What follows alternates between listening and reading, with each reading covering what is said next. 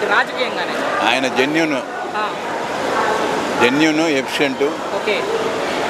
ఇంకంతకంటే తెలంగాణలో కూడా పోటీ చేస్తాను ప్రకటించి చేయొచ్చు, ఎక్కడైనా చేయొచ్చు, మీరైనా చేయొచ్చు, నేనైనా చేయొచ్చు, ఎవరైనా ఓకే, చేయొచ్చు. రాజ్యాంగం ప్రకారం. కానీ తెలంగాణలో పవన్ కళ్యాణ్కి ఏం పని అంటున్నారు తెలంగాణ నాయకులు? తెలంగాణ ఏంది, ఇండియా మొత్తంలో చేయొచ్చు. India, all India is ours. అయితే మాజీ ముఖ్యమంత్రి కేసీఆర్ కూతురు కవిత గారు మాట్లాడుతూ పవన్ కళ్యాణ్కి తెలంగాణలో ఏం పని, ఇక్కడ ప్రజల విద్వేషాలు రెచ్చగొడుతున్నారు కాబట్టి దేశద్రోహం కేసు పెట్టాలి ఆయన మీద అంటారు ఆమె. వాళ్ళకేం పని ఉండి మహారాష్ట్ర వెళ్ళారు, వాళ్ళ మీద కేసు పెట్టి దేశద్రోహం కాదు, ఎంతకన్నా ఎక్కువ కేసు పెట్టాలి. అక్కడేమో కవిత గారు, ఇక్కడేమో మాజీ మంత్రి రోజా గారు మాట్లాడుతూ ఏపీలోనే ఏం పేకలేపారు పవన్ కళ్యాణ్, తెలంగాణలో ఏం పొడుస్తారంటున్నారు ఆమె. వాళ్ళు క్యారెక్టర్ లేని వాళ్ళు మాట్లాడితే ఏమవుదండి. సార్ ఆమె ఒక మహిళ ఉండి ఈ పీకుడు భాష పొడుగుడు భాష మీద మీ అభిప్రాయం ఏంటంటే?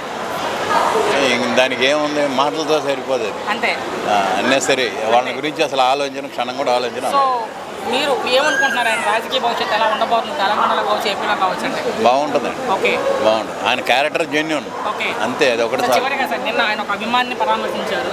సో నిరంజన్ కుమార్ అని ఒక చిన్న బాలుడు, చూసే ఉంటారు మీరు కూడా. సో ఆయన ఇంటికి ఈయన స్వయాన్ని పరామర్శించారు పవన్ కళ్యాణ్ గారు. ఆ పరామర్శ మీద మీ అభిప్రాయం ఏంటంటే? అది ఆయన యొక్క సహృదయాన్ని తెలియజేస్తుంది. ఆయన జీరో కరప్టెడ్. అలా ఆయన తిట్టే వాళ్ళకి ఏం చెప్తారు? ఆయన క్యారెక్టర్ తిట్టే వాళ్ళని ఎవరేం చేస్తారు సార్, వాళ్ళ ఇష్టం ఇది. అంటే వాళ్ళ ఆ క్యారెక్టర్ లేని వాళ్ళు మాట్లాడతారు.